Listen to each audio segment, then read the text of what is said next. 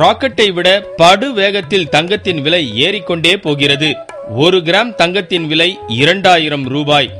இந்த விலையேற்றம் அதிக தூரம் இல்லை. இந்த விலையேற்றத்திற்கு என்னதான் காரணம்? கோல்டு இப்போ நிறைய ஜனங்கள் இன்வெஸ்டும் பண்றாங்க, பிளஸ் அப்படி இல்லாமல் பர்ச்சேஜும் பண்றாங்க.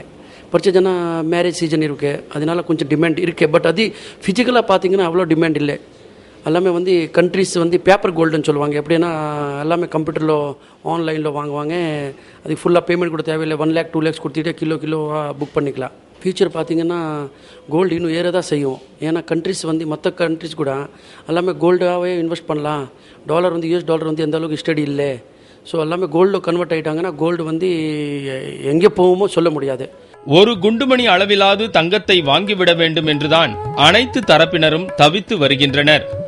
பங்கு சந்தையில் புளித்து போனவர்கள் முதல் பக்கத்து வீட்டுக்காரர் வரை தங்கத்தில் முதலீடு செய்வதில்தான் அதிக அளவு ஈடுபாடு கொண்டுள்ளனர். தங்கம் ஒன்று மட்டும்தான் எப்போதும் விலை குறையாது என்ற நிலை உறுதியாகிவிட்டது.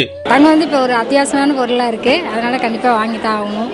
எவ்வளோ ஏறினாலும் கண்டிப்பா மக்கள் வாங்கிட்டே தான் இருப்பாங்க. இப்போ இருக்கிற எல்லா ஒரு நல்ல ஒரு ஈவெண்ட்டுக்கும் என்ன ஒரு சந்தோஷமான ஒரு விஷயத்துக்கும் தங்கன்றது ரொம்ப இம்பார்ட்டன்ட் ஆயிடுச்சு. அதனால நம்ம அவாய்ட் பண்ண முடியாது. 2 டாட்டர்ஸுக்கு கல்யாணம் பண்ணோம். ஆனால் நாங்கள் ரொம்ப கஷ்டம் இல்லாமல் 447 ரேட்டில் முடிச்சிட்டோம். சன்னுக்கு பண்ணும்போது அது 1200 ரேட்டுக்கு வந்தது. இப்போ கிராண்ட் சில்ட்ரனுக்கு பண்ணணுங்கும்போது கொஞ்சம் ரிட்டையர்ட் பர்சன்றதுனால really it's rather difficult.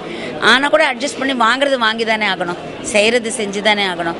Gold anyhow it is a investment also. House இன்வெஸ்ட்மெண்ட்டை விட எனக்கு வேணும் கோல்டு இன்வெஸ்ட்மெண்ட் பெட்டர்னு தோணுது. தங்கத்திலே ஒரு குறை இருந்தாலும் தரத்திலே குறைவதுண்டோ என்று என்றோ பாடி வைத்தது இன்று தங்கத்திலே ஒரு குறை இருந்தாலும் விலையில் குறைவதுண்டோ என்று பாட வைத்துவிட்டது. பாழாய் போன இல்லை கையை விட்டு பறந்து போன இந்த தங்கம்.